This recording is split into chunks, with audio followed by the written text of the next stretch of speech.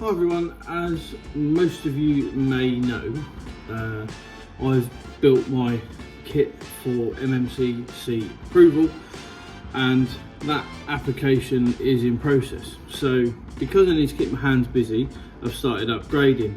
Many of you will have seen on my Instagram the blaster that I have sanded, primed, weathered, and now I need to make the holster for it, which a lot of you have followed along in picture form on Instagram up to now.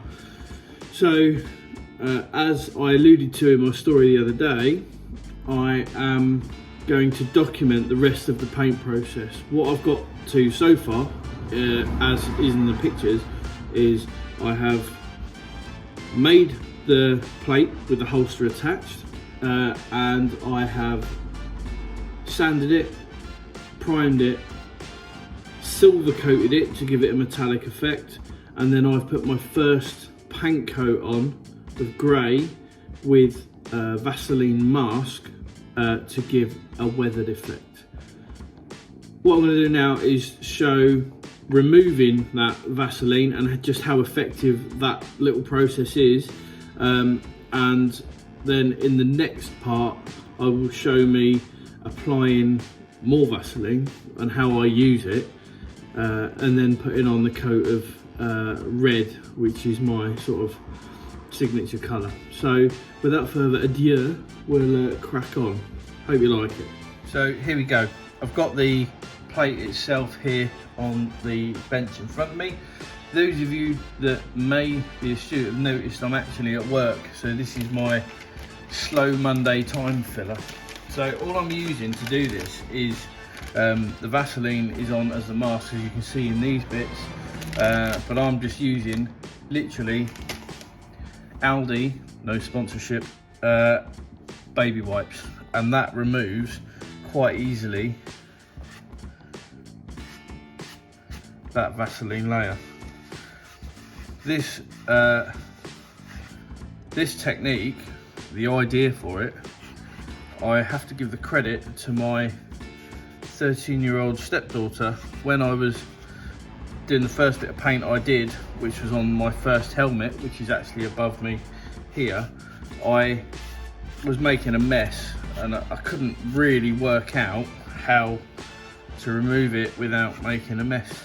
And my stepdaughter said, why don't you just use baby wipes? With a certain amount of teenage attitude, and I went, oh yeah, that might actually work. So as you can see, this paint, once that Vaseline is on, it creates that very good yet naturally random barrier. And this is literally just applied with my finger, and there's a little bit of cocktail stick manipulation in there, that, no pun intended on that, and I am just literally wiping it off, and then I mean this is the first stage in the weathering process, and what I have found, I am by no means an expert at this. There are people that are far better at weathering, people that have been making and modelling for years and years. I am just using a little bit of intuition and some knowledge of how the world works and how wear and tear works to apply. So to talk you through the weathering that I've done here, I have all around the edges are chipped, give that chipped effect, with some scratches. There's obviously along this area here we've got a lot of weathering, because that will give the effect of the blaster going in and out of the holster repeatedly. And then of course corners and rounded parts are where we see a lot of wear and tear, where you knock and bump. It's not just about battle damage, it's general wear and tear. So this is kind of where I want to be, and the next coat with the red, it'll all start to come together because some of this silver will be covered and it will make a lot more sense. Once I've done the baby wipe, I then just go over it with a piece of kitchen roll because it just takes off any residue that may be left behind by the Vaseline on the baby wipe, because obviously when we're painting we do need a good key to get on. You could, if you wanted to, I suppose, many people probably do, go over it with like 1000 grit sandpaper just to give it a little bit of a key. I haven't found it yet to be an issue just doing it this way. And that there is effectively the whole thing done. Very quick and easy. That's taken about 4 minutes from when I cut to this shot. So I'm quite chuffed for that, and I will keep you all informed of the next part. Thanks. Just before I sign off, I just want to say, firstly, thank you for watching the video.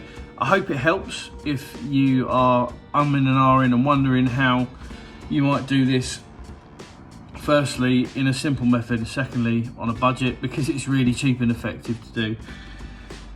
I'm not an expert. This is just how I do it. I'm doing it for fun. I am a hobbyist. I'm not taking commissions. I'm not going to pay any attention to people that say that's wrong, you shouldn't do it like that. I'm just not. So if you want to leave comments like that, I'm okay with that. You can comment as much as you like, but I shall pay them no heed. For those of you that do want to leave feedback, if it's constructive, I'll happily take it. I love to learn, and some of the guys in the club that I know, I think you have already seen my approach to building and my attitude towards feedback, which I think has been pretty positive. I am waffling, turns out, so I'm gonna cut it off there. But thanks for watching. If it's helpful, then if it helps one person, then it's kind of worked. So stay tuned for the next bit. Hopefully I'll get that out in the next few days. I tend not to hang about when I'm building stuff. So word to your respective mothers. See you later.